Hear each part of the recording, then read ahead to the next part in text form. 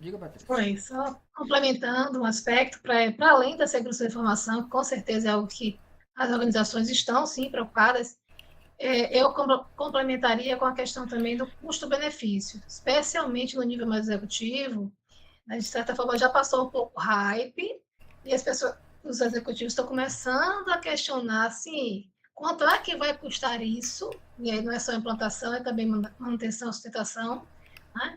E se vale a pena o investimento. Então, eu acho que está tendo pouco mais de critério onde investir, né? Todo mundo sabe que vai ter que usar IA, isso é fato, né?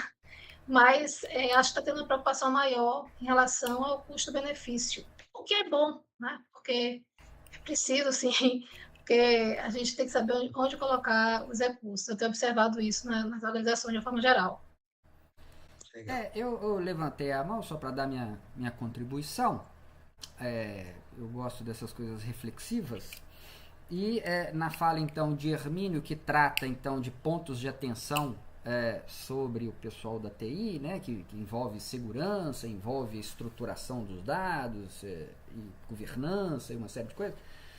É, é, então, eu sou o Pondé dos filósofos, né? O que tem uma percepção, assim, às vezes muito positiva de no pé que nós estamos, mas às vezes muito, enfim, né? De um holocausto absurdo.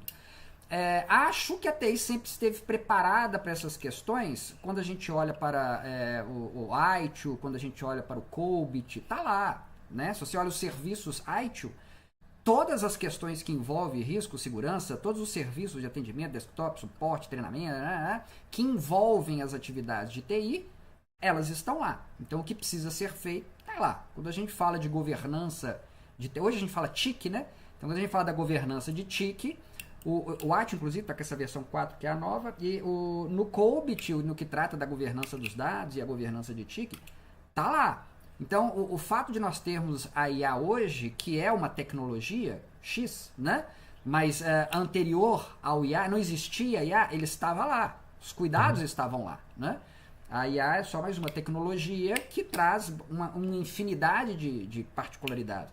Talvez o maior risco é o que sempre foi, são os usuários da tecnologia, né? Então é treinar os usuários, o usuário não vai pegar um documento sigiloso da organização e jogar no chat GPT, mas aí é treinar o usuário, né? Aí é capacitar as pessoas no uso da ferramenta.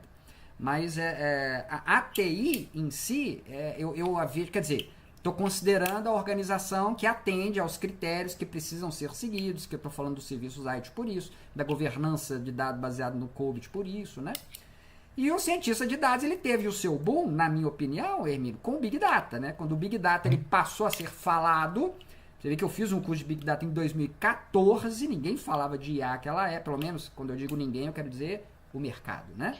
Então, cientistas de dados naquela época era o que eu escutava, que era a bomba era o cientista de dados, porque esquece, agora é no skill, não temos mais banco de dados relacional, agora é lake data, agora a conversa é com cientista de dados.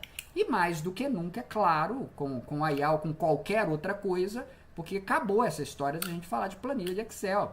Você não consegue mais armazenar um volume gigantesco de dados em ferramentas, né? Enfim, simples e relacionais e de tabelas.